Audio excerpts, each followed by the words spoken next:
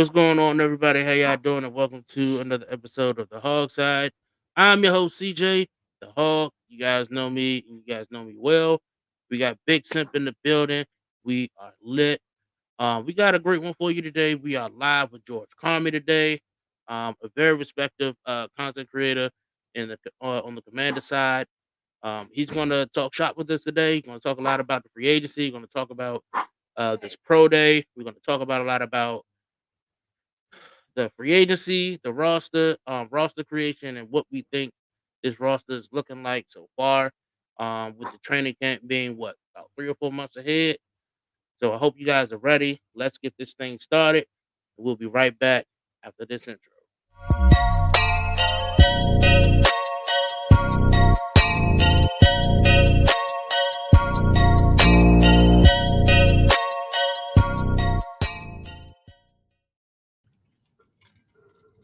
What's going on, everybody? Without further ado, we're going to welcome George Carmi. George, what is up with you today, my G? What's good, man? Thank you for having me on here today, man. I appreciate you being on. I appreciate you having me on, man. Thank you. And I appreciate you. Again, we want to thank you for taking the time out of your busy schedule today, to join us. I hope you are ready to answer our questions and some Of questions that course. the fans might have. Absolutely. Feel free, all the viewers that are watching, feel free to ask all the questions as George here will be here to answer them. All right.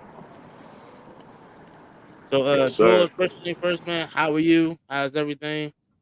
Man, life's good, man. It's the best time of year, right? Kind of, March Madness going on with basketball, draft prospects coming up, pro days coming up right now. Talking shop about football every single day. Spring breaks around the corner. You can't complain, man. Being in DC, weather's getting warmer, so life's good out here.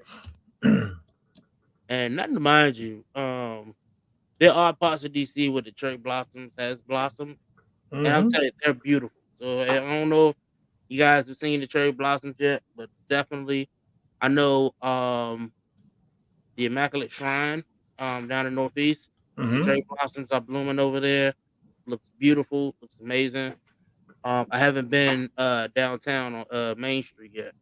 Okay. Uh, yeah, so but Catholic University cherry blossoms are definitely a blooming over there. So That's part definitely take about a look. DC. Yeah, it's nice. It's nice for real. Yeah, it's cool. I'm Um, actually I'm actually gonna run the Cherry Blossom 5K. There's on April 6th. There's a run around the title base, and I'm gonna do that race in April 6th. I'm excited about it. It'd be cool. okay, dope, man. Good luck with that, man. Good luck, Thanks, definitely. bro. Hey, bro. So, man, George, I know you have been paying attention to the free agency, um, pro days. So let's talk about Caleb Williams a little bit, right? I just want to. Okay. I haven't really watched Caleb Williams pro day video yet. Okay.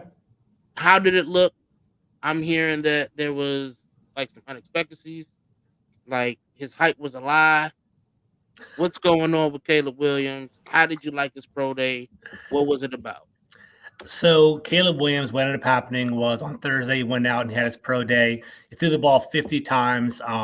Did it in front of all 32 NFL teams. It representatives for all 32 teams to watch the Caleb Williams show.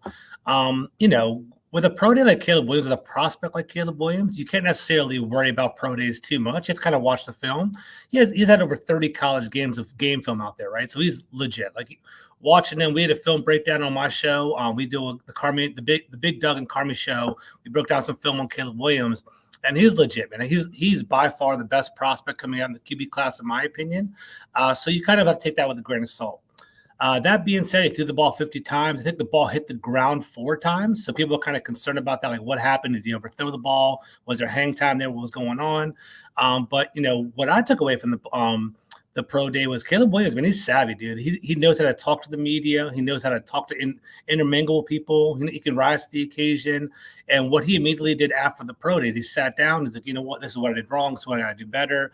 He's like, you know what? But going number one is plan A for me. There is no plan B. I expect to go number one, and I really want to do a good job there. So you just want to look at him being smooth. You want to see him, basically throwing the ball, and that's what he did. I mean, if I was him, that's the way to do it, right? You aren't shying away from having a pro day. Like being at the NFL Combine, you're throwing to random wide receivers, throwing to random people. You don't want to knock your stock off that way, but you want to kind of be on your home field. You want to script your passing plays with the wide receivers that you know, show off for yourself, show off for them, put on a good show, and then meet and greet. That's what it comes down to. All right. Like, I think Caleb is legit. Like, again, just like you said, the pro days is not something that you can really base off anything about a player, right? It's just, more of icing on the cake with that player to raise his stock in the draft. But Caleb ain't got no stock in the draft because he's the top of the he's at the top of the food chain. Absolutely. But I like Caleb. I do like him. I think he's I think he is the best quarterback in this draft. However, I just didn't see us having that shot together. I agree. In the beginning, I've always said that the Bears are going to wind up trading Justin Fields, and I can see them, getting Caleb Williams. That's just the smartest thing to do. And when you're looking at the Bears, they've been talking about a rebuild this whole offseason. You can't do a rebuild and keep one of the main detriments of the offense there. Mm-hmm. I just don't see where that works. So I've always seen them drafting Justin Fields. I didn't think that they was gonna trade trade Justin Fields to the Steelers. Yeah, that's crazy. I knew that the trade was gonna come eventually. They were just trying to figure out how much they can get, and they didn't get much. Mm-hmm. much. They didn't get much for him, but they had to trade him because they were trying to go with another quarterback, and then they're gonna draft Caleb. If they don't draft Caleb, I'm lost. Mm-hmm. No, absolutely. Absolutely. I'm with you, bro. I think with the whole Justin Fields conversation, he has a lot of talent. I don't think we could need to take that away from him. He's an athletic quarterback. He can run. He can throw the ball when he has time. He needs to improve on throwing it over the middle, creating yards after the catch while, placement in regard to accuracy. The problem with him was it's a year 3 and you have to basically make or break where you are in the league at this point, right? And there was a question. Can we build around Justin Fields, yes or no? If there's even an inkling of a question when you're sitting the number 1 overall selection, you basically have to react to that. And that's basically what it came down to. And I think, unfortunately, with him, it was just with the timeline. Are we going to pay him next year? Are we going to take this one opportunity to get this, so-called generational quarterback at number 1? And they decided to kind of go with that. And it wasn't a surprise to me. You and I talk on the chat all the time, and I knew that they were going to trade him away. And I think it's the right decision. I think with the Bears, they're either going to select Caleb Williams or they would potentially trade back 2 or 3 spots and try to get a big haul and basically still get one of the top 3 quarterbacks, top 4 quarterbacks. So they're going to get a quarterback. They have to now. So with the high possibility that the Bears are choosing Caleb Williams at 1, Mm-hmm. or possibly Marvin Harrison Jr. That's another question. That's another big question. I'm hearing that Marvin Harrison Jr. did not participate in the pro days Mm-hmm. as well, Mm-hmm. just as though he didn't participate in the combine. Mm-hmm. Is that really something to worry about? Is that something to worry about that he don't participate in any of those? It depends on the prospect, right? I think Marvin Harrison's untouchable. I think he basically put up years of film at Ohio State where he was the most dominant wide receiver in the entire league. 6'3", over 200 pounds. He's known for having a great work ethic. He's known for having a pedigree last name like Marvin Harrison Jr. People see him as a surefire prospect in the draft. The only thing he could do is hurt his draft stock. So going to the pro days and potentially slipping or falling or not necessarily catching the ball or doing something wrong could potentially hurt him, because I do think I think it's a great deep wide receiver class, man. Malik Neighbors is right on his heels. Roma Dunze as well from Washington right on his heels. We'll talk about the prospects later on, CJ, but I think the wide receivers are about 15 deep in regard to impact players in this draft Absolutely. class. Yeah, so I think it's for him, it's if he puts up and makes a mistake, right now it's at the point where he's a legend. There's an aura behind his name. His reputation precedes him. So if he does anything wrong, it's going to basically hurt him. So I don't see why he would do a pro day. For me, it's all about the kind of competitor you are too. I would potentially go out there and kind of show off this is me. I'm legit. I'm number 1. But at the same time, there's no knocking it. And, he can do it, but I wouldn't say other wide receivers can do it, if that makes any sense. He's a class of his own. If that makes some sense. Yeah. And it's interesting that you say that because with Olu Fashanu, him injuring himself in the combine, Mm-hmm. and then during this pro day, you can tell that there was still some nagging with that injury, Mm-hmm. during this pro day, and that possibly could hurt his stock. I always seen this Olu sort of like untouchable as well as Mm-hmm. far as the left tackles in the in the league, but I really think that him being injured might hurt his draft stock in a sense where he might drop maybe 2 or 3 spots further Mm-hmm. down than where he's originally at. But looking at the Commanders right now with the number 2 overall pick, again, seeing Caleb as a high possibility that being with the Bears. Where do you see the Commanders going as far as quarterback with Drake May and Jaden Daniels being the The big two, crazy? right? Yeah, The it's like beef, it's yeah. it's a beef. It's like West Coast, East Coast. Yeah, Tupac and Biggie right now with Drake May and Jaden Daniels right now for sure. I'll be open to either one of them, man. Like, I'm open with either one. I think they don't even know yet, right? I don't think I think Washington's still doing their due diligence, and that's one thing I like about this front office. They're going to go through the process and go do it and do it thoroughly, right? And they're going to do it in silence too. They're not going to tell nobody. They're not going to leak it to the media. They're not going to drop anything out there. And I think they're going to basically go through it. There's potential for both of them, man. There's links to both of them as well, right? So we see Drake May. He's connected to Cliff, Longo, the former UNC offensive coordinator who knows Cliff Kingsbury, who had an air raid offense. There's some fits there, right? Cliff Kingsbury also, like I was actually listening to Big Doug show recently. I think Cliff Kingsbury's like over like 6 of his last 8 quarterbacks have been mobile quarterbacks, have been improvisational quarterbacks. I got tongue tied, but it was like, Case Keenum, Patrick Mahomes, Johnny Manziel, Caleb Williams, they improv, right? They're known to work out a construct. So if Cliff Kingsbury has a choice, he might actually like Jaden Daniels because he wants some, we even talked about Kyler Murray, having that mobility outside of the pocket. He might be interested in something like that. So there is some intrigue there. For me, and I want to ask you, we haven't talked, together about this, but like, I want to hear who you want. For me, right now, I'm kind of leading Drake May. Like I'm kind of going that direction because I think I like the upside. Like when I'm watching these games, I see the arm talent, I see the velocity to the deep throws, and I think being a pure passer is kind of what you need in this league because I feel like really smart defensive coordinators can take away a scrambling scrambling quarterback, in my opinion, right? Like I saw firsthand. I was at that Kansas City Ravens AFC Championship game. I love Lamar, but they took that away from him and they forced him to throw. And Patrick Mahomes was surgical on the other side and put the game away. I like Daniels. I think he has some upside there, and if he really reaches his potential, he's a problem, right? Defensive coordinators will be scared to death of him, but at the same time, like what happens if they take away that run game? What happens if he gets hurt? There's a fear there. So like people always talk about Daniels having a higher floor. I think he has a higher ceiling. I think Daniels could be a superstar, but I think May has a safer floor because at worst he'll be a solid passing quarterback, and that's coming from a super team like Adam Peters, maybe you don't need a superstar quarterback. You just need someone that can run the offense pretty effectively, if that makes any sense. So that's my thought. What do you think, CJ? Or Bigsimp? Yeah, sound good shit. So here's my thing, right? Yeah. The way I feel about it is, of course, I want my tackle. What I want, I'm not gonna change. I'm down this hill. However, right, what I heard from Adam Peters recently was mobile quarterbacks are good to have Mm-hmm. in this kind of game, right? But you don't just want a mobile quarterback. Mm-hmm. You want a quarterback who can do it all. Who can be mobile, who can make the right throws, who can take the team over the top. And that's what he is looking for. That's what he's looking for in his next quarterback.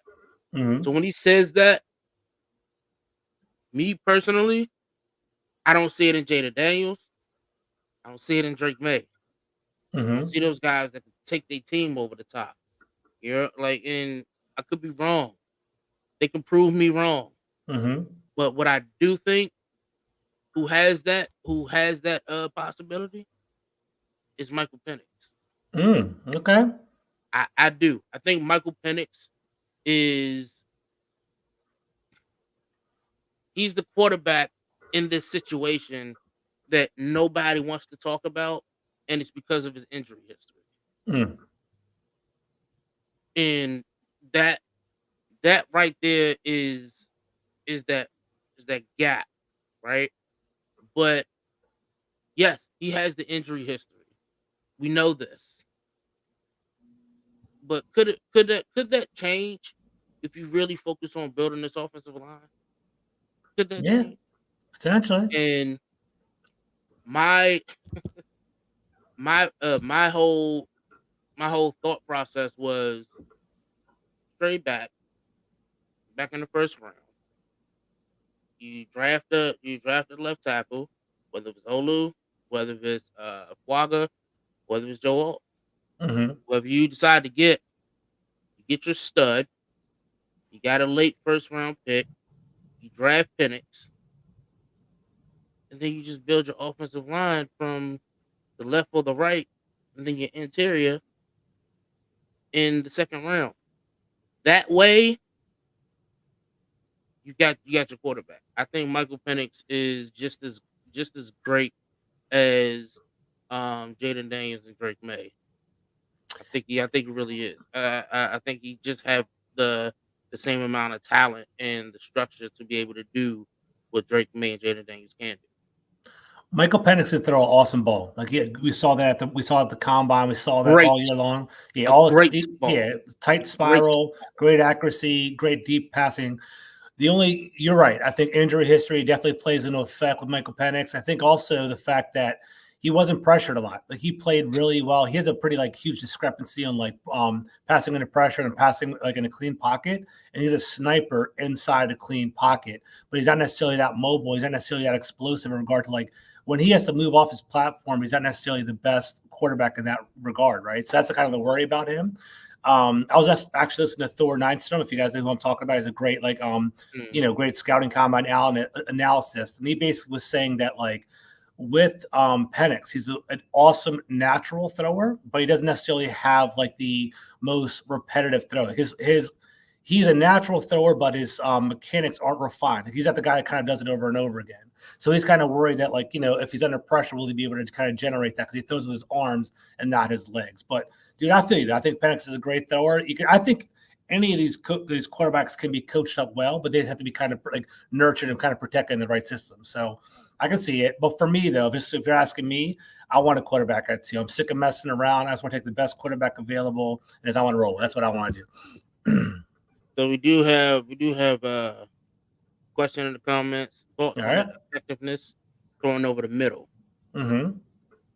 So it's all of them Arch what you're asking for. So yeah, so like if we're talking about that, I think that's Drake May's strength. If you guys follow the stats, if you kind of watch the tape, Drake May is known for being effective in throwing it over the middle. And I think that's something that I think that's the most important thing in the NFL, right? Like if you're going to have blitz and linebackers coming at you, like the way to beat a blitz is to throw into that empty zone right over their heads, right? So attacking the middle of the field, being able to get those crossers, being able to hit those little small hitches, that will make you move down the field. And a lot of these guys, Penix is one of the best deep ball throwers in the actual college football. Jane Daniels, even Drake May, all of them can throw it deep. That is a kind of a shot play, but your meat and potatoes in this league is throwing it over the middle. And I can see Drake May thrives at that. Jaden Daniels has shown he's shown some pretty good accuracy there. The problem is he hasn't necessarily done it that much. That's it's not really a big factor of his game. That does concern me because I think you need to do it 10, 15 times within an NFL game to do it. And Jaden did it less than 50 times the entire season. It wasn't necessarily a high. He was ranked like in the hundreds in regard to college football as quarterback. So that is a concern for me there. Caleb Williams is well-rounded. He can do everything. The only knock with him is that he can improvise a little bit, but because he's kind of like he's a creator, but he can throw any type of thing off any type of platform. I'm impressed by Caleb Williams 100%. And I think I pretty much covered all of them. I think that's where they're at. I think Drake May is probably the best at it, in my opinion. Right. You know what? I gotta ask this because I'm starting to hear his name a lot more often than what I thought, than not what I thought, what I would like to hear. I think I know And you're that going is with this. JJ. That is JJ McCarthy. Mm-hmm. All right. I don't like it Not saying that he's not talented, Mm-hmm. you know, but I think Jim Harbaugh saying that he's a top 5 prospect. I was like, whoa, hold on now, Jim. Like, but now I'm starting to see that he's slowly moving up in the ranks. He's slowly moving up in the ranks, and I'm like, why? Like, why? So, have you seen anything in JJ McCarthy to state, can he possibly be drafted in the first round? I think he'll definitely get drafted in the first round, to be honest with you, man. And like, I've been starting to dive into a little bit more. Like, I didn't really think of him as a real serious prospect, like in the first round, until I started like hearing about a month or two ago. Like, the first time I ever heard about it was like probably about 8 weeks ago, before the combine. Bucky Brooks and Daniel Jeremiah were talking about how like JJ McCarthy is better than people think. The NFL people like him more than the media. He's going to be kind of getting ahead of this, right? And I started to kind of dive into a little bit more. And the problem with McCarthy is that they run the ball on first and second down in Michigan. They run the ball. They don't rely on him too much. But I think what people like about him is he has a great third down game, if that makes any sense, right? What ends up happening with him is like on third down, 3rd and 7, 3rd and 12, there are clear passing situations, and he actually excels pretty well with that. Like, he throws under pressure. He throws like an NFL type of throw because they run a pro style offense in Michigan. He is pretty athletic. And basically, from what I understand, he's pretty damn fearless too. He basically, even when he scrambles, he has his shoulders cocked back. He's ready to throw the ball, and he basically, he doesn't look to run. He looks to pass downfield, and he's pretty effective at it. So I think people kind of looking at that as projection and kind of looking at like the pedigree from Michigan. That's kind of moving him up the board. But it's crazy, man. Like, if you asked me about 2 months ago, is JJ McCarthy a first round pick? I'd say no. If you're asking me right now, I'd say he's probably a top 10 pick, to be honest with you. He might even be top 5. We'll see what happens there. So, quarterbacks have that little like inflation, if that makes any sense. They're going to be drafted higher than they're supposed to be. So I kind of see that there. It's so important in the NFL. I'm back, Won't y'all. have Let's as do many this. wide receivers to continue to go outside. What's up, Bigsimp? That is true. What's But yeah, up, you George? good. You good, What's man. up? That's good. So let's kind of like turn the page here a little bit. Mm-hmm. Let's talk about the free agency. Yeah. First thing first, I love it. Love it. I love the aggressiveness. I love that they didn't just sit down and twiddle their thumbs like we normally see, drafting maybe 3 or 4 guys in the free agency period. But not only did we sign, some guys, we signed some guys that can be useful, more than useful, in the areas that we drafted them. Mm-hmm. I think this linebacker core is by far the best linebacker core I've seen in the last decade. I love it, man. You ain't lying. You ain't lying, man, for real. I have to go back and do my research, but I think that this defense, every player that is starting or is slated to start after this free agency period that we looking at is a team captain or is a former team captain with their former teams and their current. A lot of them are for sure. I know okay. Frankie Louvu was, and Bobby Wagner was. Trying to think a couple other of the additions there, but I mean, for sure, I think Austin Eckler might have been at one point too. There's a lot of leadership for sure there. So I like that, definitely. Yeah. And I don't know if you want me to deep dive on it, but like I love the linebacker core. We'll just start off with that. I'm pumped with the linebacker core because I think for one, Bobby Wagner, man, like we all 3 of us, man. The reason we always do this, the reason why we create content is because we love football, right? Like who better that look past 10 years. Bobby Wagner's our dude. He's our generational linebacker, man. He year after year. I love watching him. Ray Lewis. I like watching Luke Kuechly. I like watching Bobby Wagner. Like Patrick Willis from the 49ers. Like, there's legit linebackers out there, and I put Bobby Wagner in that category.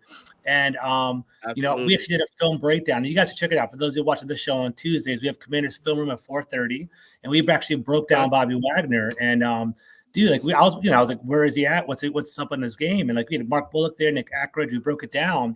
And Bobby Wagner, man, with his film this year, not like a couple years ago, this year is a down the field attacking running line. He stops the run game as a linebacker. So I'm not even concerned about that. The film popped out in regard to that. In regard to pass coverage, you could tell he kind of lost a step a little bit, but he's savvy enough where he could basically take better angles and basically he could he was preventing throws because he was like getting in the way of the quarterback in the pathway of the pass. If that makes any sense. He was doing that as opposed to gluing the wide receiver down. He was just being smart with his play. So you got Wagner doing that. Frankie Loup is a madman. I don't know if y'all watched the film about him. Yeah, he'll run down the field. He'll like blow up guards and running backs. He's going to be downfield. He'll be nasty. So like him coming off the the edge or maybe as an inside linebacker. Bobby Wagner kind of coaching them all up with the green dot on his helmet. Our linebackers are much. Dude, we went from Cody Barton and I don't even know the other person. David Mayo to Bobby Wagner and Frankie Loup. Come on, dude. The biggest glow up of all time. Come on, y'all. It's not even a competition. Should not be named. And here's my thing, George. Here's why I'm so excited. And it's like there's a lot of people on the outside that's like, oh, but y'all signed an old linebacker. I'm like, yeah, I'm okay with that because this is not just an old linebacker. This is a multiple All-Pro linebacker with so many Pro Bowls. Got a few Super Bowls if I'm not mistaken. Yeah, he had one. He had one, I believe. Yeah, one. He went to two. He lost to the Patriots and he beat the one. And he's by far the best linebacker. Second team All Pro this last year. Yeah, 180 total tackles this year. 130 on his own. 50 tackles, man. Yeah, that's crazy. And when you're talking about a veteran leadership who still has a lot of gas in the tank, and when you're looking back at the guys that they brought in as veterans in the room, like guys like Thomas Davis that never played a down in Washington since we signed him. Then you got John Bostic, who was a vet, who was maybe a little bit serviceable, but he wasn't. He's not even a shadow. He's not even a shadow of Bobby Wagner. He's not even a shadow of Bobby Wagner. Nah. So Thomas Davis Thomas Davis was running on fumes, barely playing in Carolina, and Ron brought him over for loyalty. Bobby Wagner was second team All Pro, putting up 180 tackles, heartbeat of the Seahawks, and we basically brought him over here to reunite with Dan Quinn, who he loves, and I love it, man. Getting Bobby Wagner was a dream. That was a dream for us, man, because we didn't have nothing like that since London Fletcher. So absolutely. That's the big thing. Yeah, we need some key cogs in the middle. Yeah, knows what's going on the field. It's my favorite position. I played linebacker and I played middle linebacker in high school. I'm not special at all, but that's my favorite position. And I love it, and I needed it. And we haven't had it in years. So I love seeing it. Okay. Yeah, I got some film. It's gonna be on VHS tapes. That's how old I am, man. We got it out there. Betamax is the future. Yeah, exactly. But what I love about Bobby so much is that his ability to be able to not only like put people in the right places, his teammates in the right places, but he's able to scan the field. He's able to scan the field. And we always say linebackers are the quarterbacks of the defense, right? Yeah. Right. The way he's able to scan the field like Peyton Manning. The way Peyton Manning is able to scan the field and being able to execute a play. This is how I feel with Bobby Wagner when he's on the field. It's how I feel about Fred Warner as well. And Fred Warner also has that ability. I love Fred Warner. Right. CJ, to that end, when we were doing the film breakdown, we were watching it, and like Bobby Wagner can diagnose a play so fast. Sometimes we broke down, Cody Barton and David Mayo. We did Jamin Davis. We watched those film through the Commanders film over the season, right? Right. The difference with Wagner and those guys is he can diagnose the play so quickly. When the ball is snapped, his first step is already forward. He's already attacking, as opposed to the rookies and Davis who's kind of like just trying to figure it out. It's too fast for him. He's already up the field. And what the best part about Wagner is he'll get up the field. If he can get a good pursuit angle, he'll get that running back. If not, at the worst, he'll corral him and bring him back together so he knows what he's doing. So I'm all about it, man. It's a great pick. And I think that'll help out George. Davis, I really right? I think that'll really help out Davis a lot. His main focus should be just attacking every time. Attack. Whoever he need to spy on, I feel like they need to use him as like a spy or something on the quarterback. For real. Use him. I would love to see that if they can transfer him to like DN or something like that. that would be definitely good for Davis.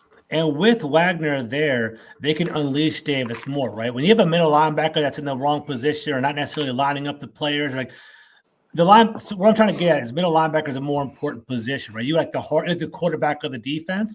If Wagner is the one kind of controlling everything and knowing what to do is in the right spots, that allows Davis to freelance a little bit more, which might be a better strength for him too, because he's an awesome athlete. He was a great athlete coming out of Kentucky, right? So let him fly, man. And even if he messes up, Bobby Wagner can clean it up, right? So it's that's what we're looking for right there. So I'm all about it. I think between Wagner, Davis, and Luvu, we have a very flexible, awesome linebacking core. It's gonna be fun, man. And hopefully, what I like too, Quinn's gonna attack. Quinn and Witt are gonna attack the ball. Ball is air, man. They're gonna come after this. They're gonna hit the running back. They're gonna be coming after them. It's not gonna be reactive like Jack Del Rio. So I'm excited about that too. Here's what I said. Like, I don't know how this is gonna happen, but hey, J-Man, this is your chance. Yeah. You've been given a lot of opportunities. This is your chance now. There's no excuse. There's no excuse. No excuse this time. It's gonna be interesting because I think in May he has the window now. Mm-hmm. He has the window. His 5th-year option is coming up. That's what I'm trying to get at. I don't know if they're going to sign it or not, man. We'll see what happens. I don't know. Having Frankie Louisville, and Bobby Wagner out there, you have the free range to just go and get the quarterback. You don't have to. You don't have to be thinking and all that. Mm-hmm. You ain't got to think about it. You just got to go. Mm-hmm. Just go.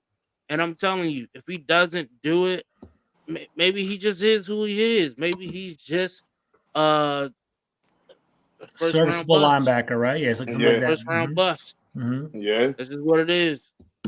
But I wish him the best. But this is his opportunity. I think the eyes will definitely be on Jamin Davis from the fan base because everybody been screaming that he needs to be more free range with attacking the quarterback. And again, having Frankie Louisville and Bobby Wagner, there's just no ifs, ands, or buts that Dan Quinn might be using Jamin Davis to be that edge rusher. So do want to talk about Jeremy Chin. Mm-hmm. I'm still on the fence about it. It's a lot of fans in this fan base that loves the Jeremy Chin selection. I'm still on the fence about it. I think it was a good hire. But it's like, is he much better than Cam Curl? Is he much better than Cam Curl? Or is he just another Cam Curl but just cheaper? Which, hey, I'm all for that too. But who, like, I don't know. We'll see with him. I think Jeremy Chin's intriguing, right? Because he came out as a rookie and was the backup defensive rookie of the year. And if you talk to Carolina fans, they feel like he was slighted. They feel like he should have won it over Chase Young. He had over 100 tackles. I think he had 2 touchdowns in one game. I think as a rookie, his rookie year as well. I don't think he's had a turnover since. So just like Cam Curl, he hasn't really generated a lot of turnovers. The one concern that I do have is last year, he wasn't a good fit in Carolina's defensive scheme, so they didn't play him that much. I don't know if you all know that. They basically kept him on the they kept him on the bench. They gave him like typically like a usual season is like 1,000 reps. I think he only had like 300 reps all season long because they basically was like a substitute positional player. So that's kind of the concern I have with him. What I do like about him is he has some size. I don't have the numbers right in front of me, but he's like 6'2", 6'3". He's a little bit bigger than Cam. Over 200. He's over 200 pounds. He can play weak side linebacker if we really need to put him there. He can play strong safety. We want to put him there too. So I do like that. I think coming to DC is probably the best option. Like that's what I want to try to get. Like we had conversations about Cam Curl and Jeremy Chin with us and Spaces and our group chat. They were like, Cam Curl, why would he want to come back here? Like if he tests free agency, I'm like, it goes both ways, man. Dan Quinn is a defensive coach. You're seeing Deron Bland blow up. You're seeing Trayvon Diggs blow up. You're starting to see like these players getting the notoriety, fame, like Michael Parsons, like one of the best defensive players in the league in this system, right? So if he is that good of a coach, why wouldn't you want to come in and give it a shot, right? So Jeremy Chin was like a great prospect who had a bad year. He didn't get along with his coach. He's coming to DC. We'll see what's up. And I think the best part about all these contracts is none of them are like overbearing, right? Like, you can try for 1 year, try for 2 years, get rid of him. It's not a big deal. So let's give it a shot. And if he hits, he earned the contract and give it to him. So I'm excited. I think it's a low risk, high reward. I'm excited about that one. I'm not worried about it. I feel you on that. I'll tell you one thing that I'm really intrigued about. I'm really intrigued about Austin Eckler. I think that's what I'm talking about. Gibby going to the Patriots.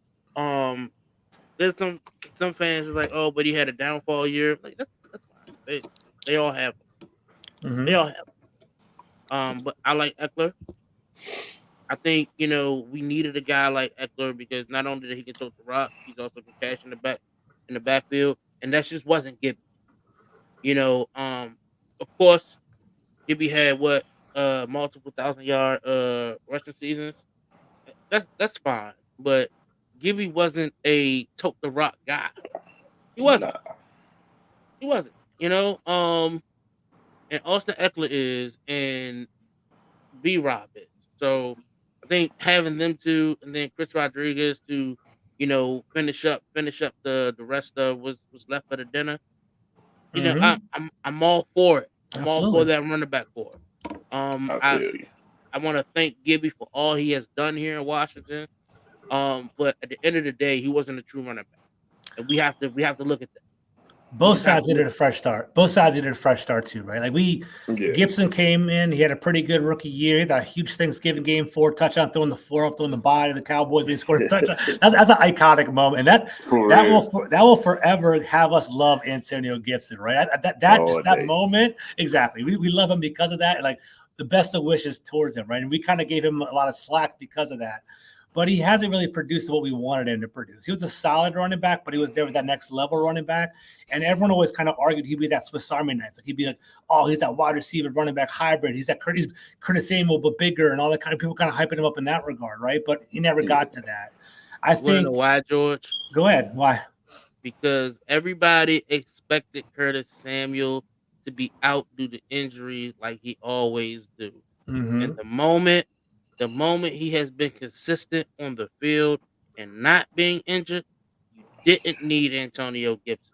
I love Curtis Samuel too. I'm sorry, Sim. Go ahead, bro. And Gibson went decreasing. His whole game just decreased after Curtis Samuel just staying on the field, staying healthy, and his role just like diminished all the way down. Like that's the big thing about Curtis Samuel, because I feel like we gonna miss him a little bit. But we're gonna get to that to another subject. 100%. I like Curtis. We're gonna get Curtis to Samuel. When we drafted him, I was boosted. I was like, we got Curtis Samuel. I'm like, I was my favorite free agent pickup that year. I was pumped about Curtis Samuel.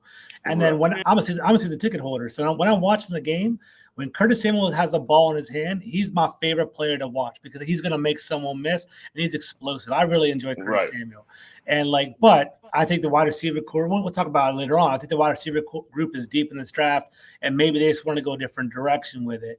One thing I like about Eckler is, for one, Eckler was injured a lot last year. He was injured. He kind of played like not necessarily 100%, but he was playing for a cadre, so he didn't really sit out any games. He wanted to kind of keep playing and build his stats up.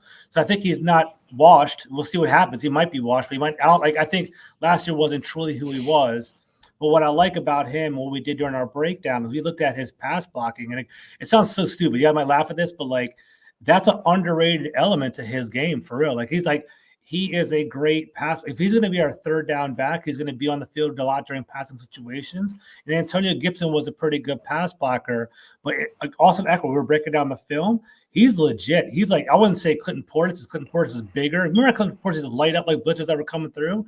Eckler can do that, and he's smart enough, and he knows how to basically knows where the blitz are coming from, knows the angles that they're going to be coming from. So for a rookie quarterback, he'll offer better protection in the backfield, and he could also catch out of the backfield as well as an outlet. So that's gonna be one of the biggest additions I think is going to come from him. It's like he's going to run, he's going to catch, but I think just that component's going to be it's kind of a quiet under the radar. That is a big component, because our running backs barely block back there, so they just let them run right past them. I like exactly playing patty cake, for real. Exactly. I'm telling you, Gibby was Petey and Remember the Titans, man. Petey couldn't block either. True, for real, 100%, man. For real, man. But all in all, man, like I love what the front office has done with this free agency. They're not done yet, right? The free agency is still going on, right? Yeah, free agency goes all through, but I think it goes all summer, man. For real, like I mean, it goes up to like honestly the way it goes. I don't know if y'all kind of like have caught trends. There's a major wave of free agency. There's going to be like kind of slow pickups here or there. People are going to kind of stop altogether. Then after the draft, if they miss out on certain positions, then they kind of scoop up all the remaining free agents. So let's say they wanted a linebacker, they didn't draft a linebacker, and they'll get the free agent linebacker then. So and I think that's the best time to get those. You get them cheaper that way too. Like you can get them cheaper. That's the way to go. That's the way to go. So that's like the third big wave. Like the first wave went through, second wave still going through, but it's not going to be that. We're going to see a couple of things here or there, but then the big waves will be after the draft because they pick up all the leftover scraps. Right. So what I did want to talk to you about, right, is what would Adam Peters' war room look like? Like in coming into the draft. Adam Peters sitting down. Of course, he'll be sitting down with Dan Quinn, possibly, and Cliff as well. So, what would you think his war room would look like as far as you know how we seen Cliff? He was in his house, great mansion. Do you think Adam Peters would like be in like a nice hotel, or you think he's just gonna be maybe in the commander's house or something like that? I don't know. I mean, Cliff at the Flyers house, and all Cliff and him and Sean McVay, they're out in LA, out in Arizona, kind of pimp ass, like overlooking the water, doing all that. I don't know if we have that in DC. I think probably being down in Commander Center, down in Virginia, something like that. But if I was him, man, why not go rent out a conference room, go rent out a big area, kind of lay it all out there over there. I do think it's going to be everyone there. I think Cliff Kingsbury will be there. I think Joe Witt will be there. Anthony Lynn will be there. I forget the guy's name off the top of my head. The Lions assistant GM. What's his name again? You might know off the top of your head, but that guy's going to be there to assist. Martin Mayhew will be there. There's going to be a lot of input. You're going to see, Josh Harris. He'll be sitting there quietly in the corner. He's going to be there. People are going to be mad about that, but he wants to watch. He wants to know what's going on. He'll be there listening and watching too. So we'll see that there. But they're going to have that big board. They're going to line it up. And like, if you do it right, what you're supposed to do with your draft board, you're supposed to list everybody up 1 through 150, kind of have your draft board. You have another draft board right next to it, like top 10 for every position. And you have a color coordinator. And you have blues, which are elite players. You have reds that are starters. You have purples that are basically tweeners. Like, are they elite? Are they sort of right in the middle? And you might have like a green player or kind of like back of the roster kind of players too. So you kind of color coordinate the players over there. So that's what I'd expect. And like, I think, we'll probably transition into more what we're going to do on the draft, but I'm thinking quarterback's going to be the first pick off the draft. And if I was him, what I would do is if you're going to build around your quarterback, take care of him, right? You're going to add a tackle. You're going to want to add a wide receiver. You're going to want to add some more playmakers, like a tight end or maybe a running back or something like that too. And don't sleep on cornerbacks. Like, I don't feel comfortable. I know y'all feel walking in with Forbes and Benjamin Stan-Juice as CB1 and 2 going in the draft. I don't know about that at all. So, that's definitely something to kind of consider. Yeah, I see Cynthia. I feel right there with you, bro. I don't feel it, man. I don't feel it. Yeah. I'm worried about Forbes long term and like having a CB1 or CB2. I don't know about all that. So we'll see, man. I don't know. Yeah. Yeah, I'm like, can't Kendall Fuller go, and I'm just like, I was more confident with Kendall Fuller being CB1 and then Forbes at 2 and then Juice at 3. But now I'm looking at it and I'm like, oh, wow. Okay. They're going to have to draft somebody. Like, I think what you're supposed to do, what good teams do, and what Ron tried to do, but he didn't do it well because he wasn't a good talent evaluator. What you're supposed to do is you're supposed to use free agency to plug holes, and then you're supposed to invest in the draft for long-term, like upside. If you're supposed to do, right? And I think we're doing that in DC right now. Even edge, right? We got Dorrance Armstrong, we got Clelin Ferrell, we got Dante Fowler. Those are all good rotational pieces. And we still have Andre Jones and KJ Henry that are there. They're upside plays, but you still need a dog there. I don't think we're gonna have any. I think Clelin Ferrell is more of like a run stopping kind of guy. Dorrance Armstrong, he showed some flashes, but he hasn't played 1,000 snaps in a season yet, so we don't really know what we have there. So I think it's kind of good to add another edge rusher there. Cornerback, we need to add one there, and like there's definitely some holes. He covered this little small base, but if we want some higher upside, we need a wide receiver. We have Jahan Dotson and Terry McLaurin 1 and 2, drops a Diami Brown right afterwards. It's a wide receiver 3. That's not going to work in an air raid type of offense. You need some more than that. You need some more depth there. So I think they should be attacking that in second or third round, I think, too. So, George. Yeah. So right now, when you're talking about cornerbacks, right? Mm-hmm. So the cornerbacks that are still available so far, you got J.C. Jackson, you got Adoree Jackson, Stephon Gilmore, you got Avonte Maddox, Patrick Peterson, Steven Nelson, C.J. Henderson, Rock Ya-Sin, Levi Wallace, Keon Crossan, and the list just get worse and worse after that. But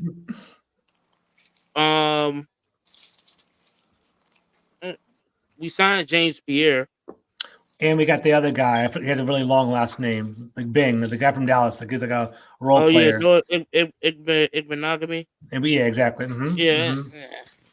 Those are depth guys. So like that's where we're at right now. It's either we pick up JC Jackson and Stephon Gilmore. We either pick them up and guarantee them a roster spot, or we basically try to draft a guy. That's option 2. Or we basically sign one of those lower end dudes, and they could potentially be a training camp cut. That's kind of what it comes down to right now. So like, those are options 1, 2, and 3. I mean, maybe they try to draft somebody and sign Gilmore after the draft. J.C. Jackson's a pretty good player, and he played in Maryland, so he's local. So maybe he wants to come back home or something like that. That could be potential. But like, J.C. Jackson started off his career very high, but now he's bouncing around. I think he was at the Chargers, now at the Patriots, and now he's a free agent. Now he's bouncing around a little bit too much. If he's bouncing around, there's got to be some signs with that, So, and he might not be a scheme fit. He might not fit what Quinn wants to do. So we'll see. It's like Noah Igbenogany. I think about him is like, ask the Dolphins fans about him. They'll tell you. Yeah. He's a major liability. Major liability. Mm-hmm. So it was a head scratcher. You right, he's a death piece. And I'll take it as that, but I'm just like, maybe it's different. Maybe it's different here. That's all I can chalk up to. Trust the process. Maybe it's different here. But I was like, I was trying to stay away from Noah Igbenogany. So bad. It's like one of those guys you stay away from. It's like when you look at it and when you see who's the Reed Dowdy. Like, you want to stay away from Reed Dowdy. Like, yeah. And so like I was hoping that maybe they went out and got J.C. Jackson, or they went out and got Stephon Gilmore, no matter how old he is, how much I'm against that. But we need to get a guy, I agree. From this free agency, like ASAP. You know what? I like Trey Herndon too. I'm not against Trey Herndon. But yeah, they were cooking around. Like they were there was rumors about Greg Newsome. We don't know how necessarily true that was. There's another rumor about Isaiah Oliver. They were talking about that. They know cornerbacks a issue. They know they need to fix some things. They're looking around. I mean, I wouldn't be surprised if there is a small trade. But then CJ, that's why I think there isn't, like, people talk about potentially moving up to 1. I don't see it because I think Peters wants to kind of cover more ground. You know what I'm saying? I think he knows Caleb Williams is probably the better quarterback, but at the same time, at what cost, right? You have to kind of weigh the options, right? Do you want to give away 2 or 3 starters for 1 quarterback? Is Caleb Williams really that much better than a Jaden Daniels or a Drake May or even a JJ McCarthy at this point? I don't think we'll see what the hell happens with JJ McCarthy, but I think, like, in my situation, like, this is what I'm thinking, right? You're going to draft a quarterback number 1. at 36 and 40, you can stay there. You can hopefully catch an edge that falls, catch a tackle that falls, maybe catch a wide receiver that's around there too, or a cornerback. Or you can use both of those twos or a 2 and a 3 and trade back up in the first round pick and get a legit tackle or get a legit edge, kind of build that up in that direction, right? But it's like you kind of start losing your options if you start giving away your picks. I think it's going to be like, the first 3 picks should be tackle, quarterback, and then you can maybe wide receiver. Those 2 are non-negotiable, right? Then it comes down to like, do you want to get a CB, a tight end? Do you want to get an edge player in regard to that? So that's kind of why I think what's going to happen, because I don't think they're not going to roll out Andrew Wiley and Cornelius Lucas as tackle 1 and 2 going into this year. I don't believe that. I think it's, if they do, that's a problem, and that's not going to be a good problem at all. Yeah, for real, it's not going to be good. Do you think we're going to draft two tackles in the second round? We need to. 2 tackles in the second round? It depends. I think it's if we do get the quarterback, and we don't trade up. Do you think we're going to get like 2 tackles? What I think they'll probably do, right? I think they'll probably get a tackle in the second round, and then maybe like in one of the third round picks, or maybe in the fourth round. Patrick, what's that? Paul, Patrick Paul, Chris Paul's brother. He's supposed to be like a third round, fourth round pick. He's supposed to be late. He's not supposed to go in the second round. He's supposed to go a little bit later, right? So you can get Morgan out of Arizona. You could potentially get another. There's a guy from Notre Dame who's a good tackle that could not Joe Alt, but the right tackle. He's in the second round as well. I think his name is Brent something. I forget his last name now. There's some potential tackles you could potentially get, and there's some legit like elite wide receivers that will be on the top of the second round. I don't know if Washington's going to go that route, but like, A.D. Mitchell from Texas, he's supposed to be like late first round, beginning of the second round. Like, we're pick 36. I mean, that's the top of the second round. We can get like a legit by missing Curtis Samuel, we might do go wide receiver. I wouldn't be surprised. I really wouldn't be surprised. A.D. Mitchell, there's Lad McConkey from Georgia who's pro ready. Drop him right in. There's a bunch of other wide receivers. I have a list right here. We can look it up. I mean, people like Troy Franklin, who's kind of a burner. Troy Franklin is fast, but he drops the ball a lot too much, for my opinion. I like Roman Wilson. You can probably get him in the late second. Go ahead. Give me like 3 wide receivers that I might need to look at in the second round. If we right there at that spot. Well, give me like 3 wide receivers out of the draft that you should look at. Yeah, that I should look at. So definitely, I mean, A.D. Mitchell, Adonai Mitchell. You probably heard about him, right? From Texas. You know about him? Yeah. So look at him. He's legit. He's supposed to be late first round, early second round. I like him. People comp him to CeeDee Lamb. That's what they comp him to. Like, he has upside like that. Like he's 6'2", 205, has a good radius. He can jump. He's pretty agile. I like him a lot. Lad McConkey from Georgia, he's legit, dude. He's nasty. Like he's kind of small. He's more of like a slot wide receiver. He's like a Cooper Kupp kind of type of wide receiver, but he's like legit. He's gonna be like a 100 reception type of dude off the break. Like people say like he's not the same player, but like what people liked about Antonio Brown from the Steelers was that he would catch the ball in full speed and continue to run. They say Lad McConkey can do that too. He's such a short-handed receiver. He'll catch it and run. Like he's yard after catch all day long. He's pro ready. Like if he goes to like the Rams or if he goes to the Chiefs, he's gonna crush it. Like he's gonna be like potentially, Nuka Paku, like the guy from the Rams, legit in regard to that. So that's a good one. Let me see what else I have on here. Let me take a look. You probably heard about Keon Coleman. You probably heard about him, right? Yeah, I heard about Keon Coleman. I like Roman Wilson. Take a look at Roman Wilson, too. He's smaller. Roman Wilson's 5'10", 186. Yeah. He's the Michigan wide receiver. He's a slot wide receiver. Yeah. Go ahead. What do you say, I definitely need, for me, I don't want a guy that's under 6 feet. That's just me personally. Okay. I don't want a guy that's under 6 feet. Under 6 foot? I want a guy who's at least 5'11" or taller. Yeah, I want a big wide receiver. You got to compliment what we got with Dotson and You ain't got to be 6'4". You ain't got to be 6'4", 250 pounds. You ain't got to be that. You gotta be able to. You gotta be at least be 6. That's and that's why I like Terry so much. Terry's a guy that's not too tall, but it's agile as hell. and it's just he's just an amazing ball catcher. What's up, dudes? What's up, I big gotta, dudes? I gotta get my head game intact.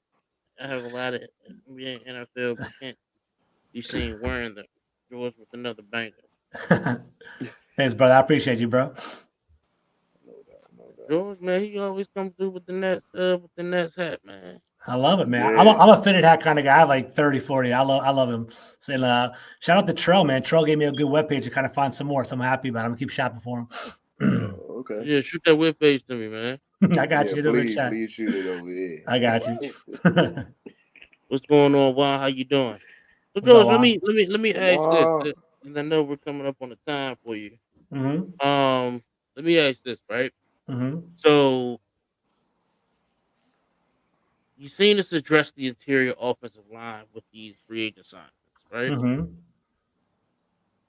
What would you do if you were Adam Peters right now in the war room and you drafted your quarterback already? Let's say you drafted Jaden Daniels at 2. Now you have to think you got to get your tackle next. Who are you looking at? Or what are you gonna do as far as are you gonna stay where you at? You're gonna trade back, get more draft capital so that you can trade the proper offensive linemen and the wide receivers that you want. What will you do inside of the war room? So that's what it comes down to. It's interesting. You have to kind of watch the board and kind of see what it's all about. You can potentially, like, right now we have Cornelius Lucas, who's like a swing tackle, right? He probably is our starting left tackle, believe it or not, right now. It's kind of wild, right? Then we got Andrew Wiley on the right-hand side. The thing is, though, like after Olu and after Alt, you start losing left tackles, right? Like those are the left tackles. You start looking at right tackles at that point, which is kind of interesting because, maybe you can move them to the other side, kind of see how that goes. But one thing with this draft class is they're huge. I don't know if you guys have been peeping and kind of studying the draft, the tackles yet. I have a list right here, right? We all know about Troy Fautanu from Washington, right? He's legit, right? Yeah, he played over 985 snaps as a left tackle. He played guard as a junior. He blew up the combine. He's mobile. He was one of the better sprinters, one of the most agile people during the combine there. He can basically pull. He can almost do, like, I wouldn't say he's not Trent Williams. There's only one Trent Williams, but he's the type of tackle that you can do screens on and have him follow behind him there. If he's fallen, which he's not, he's going to be he's like a number 13 overall prospect. But if he's kind of lingering around in the 20s and the 25s, why not throw your 36 in the third round pick and move up and snag him? That would be kind of awesome to take that and kind of solidify the left-hand side of your offensive line. If that doesn't work, there's some other awesome right tackles. J.C. Latham from Alabama. He's 21 years old. You probably know about him, CJ. 6'6", 335. He has 874 snaps as a right tackle, played right guard as well. People say that, they say he's upside. They say he's a monster, but he's still growing. He's only 21, so he hasn't perfected his technique yet. So I like that. His technique is still a little raw, but his footwork is another thing that he needs to work on as well. And and to be honest, those are just nitpick things. Like for real. Those are just nitpick things that he just got to get coached up on. That won't be a detriment to his career as a stud left tackle. It's sort of like, and I keep going back to this because uh, people didn't see in the beginning what I was seeing with Jedrick Wills. Jedrick Wills was a prospect who was I think he was a top 5 or top 10 candidate inside of this NFL draft. But a lot of people didn't see his depth though. But the thing is, Jedrick Wills was the guy who people called a little undersized at the time. But he wasn't undersized. He had terrible hand motion. But once he was able to get his hands together and get his footwork together, and he's by far one of the best tackles in the league.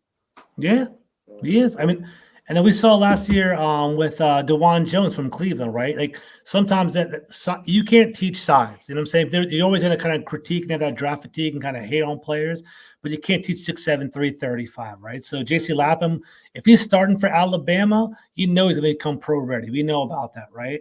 Amarius Mims, 6'7", 340 from Georgia. He's another great prospect. He has some injury history. I think he got injured in his last pro game, so you kind of have to work through that. But he's a prospect you can kind of look in regard to that. And the Oklahoma right tackle, Tyler Guyton, 6'7", 327. He's like pretty him. smooth. Yeah, he's pretty smooth, and he can be out there as well. So, like, this draft class is basically it's tackle heavy and it's wide receiver heavy. I'd say the tackles can go into the second round, and I'd say the wide receivers can go into the third round. Even running backs can go to the third round too. So kind of keep that in mind if you want to get another running back. I'm talking about Blake Corum and Jalen Reddick. The best running backs will couldn't be around in the third round there too. So if you're interested in that, so like for me, I would love to walk away with a tackle early on, like 36. And then at 40, a playmaker. You're basically going to get a wide receiver, a tight end, whatever you want. Give someone to basically help out. If you walk away with a quarterback, tackle, and then a playmaker on your offense, then you're going to be helping out that quarterback and you should be in the right spot. You know, we focus on defense a lot during the offseason, so I can see that there. So, and here's my last question. We're gonna let you go. Mm-hmm. So, these offensive linemen, right? You like, I've been hearing like it's left tackle friendly, but I don't see that. It's like a lot of these guys are right tackles. Yeah. You know, so when you're talking about these left tackles, it's not a lot. That's why if you're gonna get your left tackle, you got to get it now. Mm-hmm. And look, all the way at 2, baby. That's where I'm at. You keep pushing that agenda real quick. I got you. Yeah. Keep pushing it.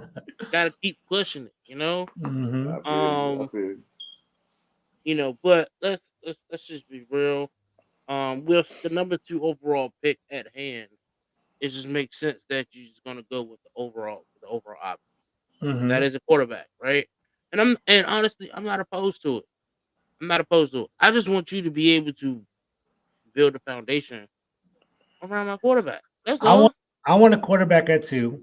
If we do trade back, if the option even is available and they want to trade back and they feel confident in their scouting, I'd fall back to 4 at the latest. I want to walk away with Daniels or McCarthy, whatever. You want Bo Nix? No, I don't want Bo Nix. Bo Nix, I don't want Bo Nix. I don't want Bo Nix. He basically at Auburn, he wasn't that good of a quarterback there. He comes over to Oregon. Oregon ran a very simplified offense that was based on Bo Nix's strengths. And Bo Nix can work in like a Sean McVay type of offense, Kyle Shanahan type of offense, something simple as West Coast offense. He's not somebody that's going to save a franchise. Like, well, we need a quarterback that can elevate our players. So that's where I'm at with him.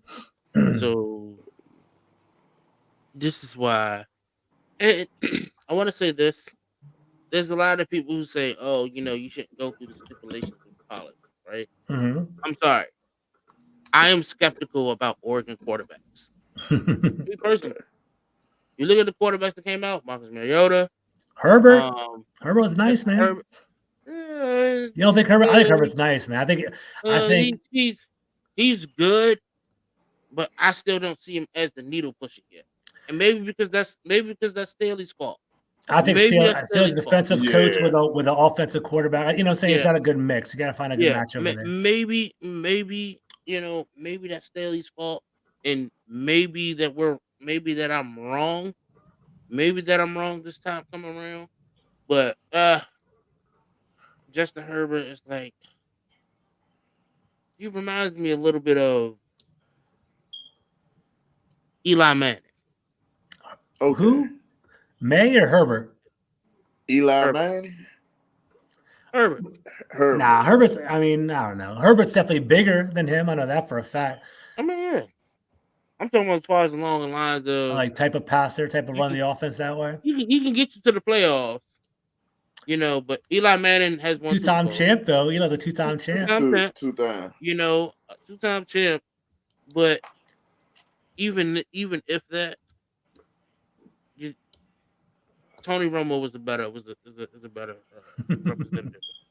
Yeah. I'm kind of iffy off of I'm kind of iffy off Justin him a Herbert. little bit too. Listen, Herbert, Justin Herbert is a great quarterback. Yeah. I think he's a solid quarterback. I just think I want to see if he can be better with a different coach. Herbert, I don't know if he's like an elevator where he's going to be like a consistent Super Bowl winning quarterback. But I think Herbert's the type of quarterback you can ride for 10 years. You have him for, he's going to be like, he's going to put up like, Phillip Rivers number, like, 40,000, 40,000 yards. Like, that kind of quarterback at the end of his career kind of thing. You know what I'm saying? Man, that's how I look at him. That's how I think he's going to put up all the stats and all that. Mm-hmm. And just be the same. But it's not win. Okay. Yeah, just not win. Okay. You got there's two types of quarterbacks in this league. Mm-hmm. You got the quarterbacks who can get you to the Super Bowl and possibly win it. Right. Then you got those quarterbacks who are just playoff friendly. Mm-hmm. You got those guys, Tony Romo's, the Kirk Cousins, the Dak Prescott's, the Jalen Hurts. Yeah. There's only one dog right now. That's Patrick Mahomes. He's on another level right now as a quarterback. I mean, it's either Patrick Mahomes. There's Patrick Mahomes, and there's teams to beat Patrick Mahomes. That's what it comes down to. Like the 49ers could potentially beat the Chiefs, but it wouldn't be Purdy. It would be the whole team trying to beat Patrick Mahomes. Right. Patrick Mahomes is legit like that. I'll even throw Joe Burrow in the mix with like being able to get that team to the Super Bowl. Burrow's a dog. He is. Yeah. Other than that, like you got quarterbacks who just playoff friendly. Who's just playoff friendly. Mm-hmm. And I guess that's okay if you down with just being a playoff friendly team. You can keep telling, teams like the Commanders, hey, get there first. But if that's really what you want to keep telling guys, just get there first. Like, nah, win a Super Bowl. Win a Super Bowl. But you gotta have the guy to be able to push that needle. And I just don't see Justin Herbert as the guy that's gonna push that needle. Yeah. So I wanna that's why I don't just want to get the best available quarterback. I know it's biscuit. I get it. I get it. But I just don't want to go out and get the best quarterback available because most of the time, by history and by stat, because you're the best quarterback available, doesn't mean that you're the greatest quarterback. That's true. I think it's all about system. I think it's all about the GM building right around you, the coaches coaching you up with plays that work for you and stuff like that. So I can see that. To that end, I got to dip in a second, CJ, but to that end, I think you kind of have to swing because if you in this type of league with the NFL and the draft picks are like rookie scale in regard to pay, you can swing and miss. And then a couple years later, try again. You can. You see in the Bears doing it right now with Justin Fields. You seeing it with all these Kenny Pickett's being traded. I'm not saying Kenny Pickett's any good. You're seeing these quarterbacks every couple of years being traded. Like after 3 years, you can try because it's only a first round pick. You can whiff on a first round wide receiver, whiff on a first round tackle. You can whiff all the time. So you might as well swing. So in that regard, if you want to swing for a Jaden Daniels, I can see that too because I think people keep saying Jaden Daniels is a higher floor than Drake May. I think Drake May has a higher floor. I think Jaden Daniels is the higher ceiling. I think if Jaden Daniels can potentially hit a scrambling quarterback and a passive quarterback is the ultimate weapon, that's unstoppable. Then you can build your team around them. I'm just afraid that with the speed of the NFL game, they're going to take away the running ability of Daniels. Can he beat it? Can he beat him in the pocket? Which I don't know. I'm trying to figure that out. And then is he going to get hurt? Which is no matter how good he is, after 12 games, is he done? I'm worried about that. I saw that with RG3. I'm not gonna lie. I kind of have I'm reluctant because of that. I'm kind of scared about that. I'm saying? I feel you on that one. I do. I do. Yeah. Like with the RG3 thing, it do bring back memories. It do. Mm-hmm. I ain't gonna lie. The way the highlights was it did in some way because you look at it, RG3, man, he was so electrifying. Man. I sat there that whole year You know, saying, with man, I electricity, hope if you keep playing with it, you get shot, right? yeah. You already know. But he good though, man. But I like Jaden Daniels, man. I think if he can work on certain things and protect himself, that's the main thing about the NFL. You got to Gotta protect protect yourself yourself. because, and my grandma always say that it was to RG3 that whole year he gonna say he gonna end up hurting himself the Yeah. way he's running that football, and he end up got hurt, So I feel like if Jaden Daniels just protect himself, he will be okay. And if he work on his game, he will be fine. I think he'll just be okay. Yeah, we'll see. I mean, So he can do it. We just gotta make sure the coaches take care of him. I'm saying if That's the key. Kingsbury has to use him like Murray, roll him out the pocket, give him easy outlets, All right. just kind of coach him to slide, just coach him to throw the ball away. And like on 3rd and 1, when we need him to have the run, it's like be selective as opposed to designing 11, 12 carries a game as a quarterback. I don't want to see that. It's fun, but it's short lived. Right. It's not going to be something long term. You know what I'm saying? Don't worry about that. Right. I feel you on that. all right, well, y'all, we are at the end of our show. But I do have great news. The Hog side is still going to be going on as we normally schedule Commanders podcast. However, we'll be under a new entity, which will be Velocity Sports, which will be our new official channel under the IRET network. It would be myself, Bigsimp, um, uh, DMV champ, my guys Zach and Lou. I'm going to be talking about all sports under the horizon. We're going to have different guys talk about some hockey, baseball, basketball, and some other sports that come in. And I just want to show you guys the trailer of everything that is coming very soon. Um, George, I want to show you as well because you're here, you're a special guest. So, everybody, here it is, and I hope you guys like it.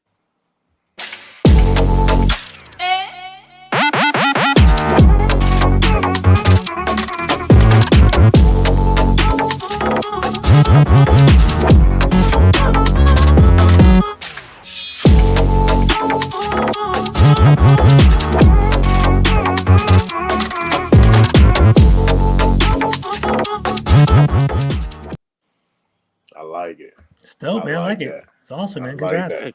Thank you, Yeah. thank you. So it is coming soon. George, I want to thank you for taking the time out of your busy schedule to join us. All day, George. Thank you everybody who was watching, for tuning in with us and interacting with us. We love y'all. Again, you can follow us on the Hog side for more Commander updates. George, before you go, let them know where you can find you, man. Absolutely, bro. First of all, thank you for having me, man. I appreciate you coming on here. I'll definitely come back on again if I'm welcome, man. It's good talking to y'all. You're always welcome. CJ, yeah, thanks, man. I appreciate it. Big No Sim, nice doubt, meeting you, George. man. We talk on Twitter, Anytime. but it's good seeing you. I like seeing you, bro. Yeah, For real. yeah, bro. Yeah. So Anytime, thank anytime. Yeah, so thank you for having me on. I'm G Carmi at 21 on Twitter. Definitely follow me on there. Me and Big Doug, we co-host shows together on Monday, Tuesdays, and Friday. We call it the Big Doug and Carmi Show. We try to do we try to get like national and DC media and DC personalities like you guys on shows on Mondays and Fridays, and then on Tuesday we do a Commanders film room, and it's been awesome. I love doing that. We break down the film and all things like Commanders related, whether it's a draft pick, a free agent, a bad play, a game breakdown. We love it. So that's on Tuesdays. My YouTube channel is Command the Mic on YouTube. Definitely check that out. Definitely subscribe to that, please. And other than that, I'll talk to you guys online, man. It's good talking to y'all. No doubt. Appreciate you, George. Everybody else, you guys enjoy the rest of your evening. We'll catch y'all later. We're gonna have another exciting episode next week, and catch you guys later. Peace out.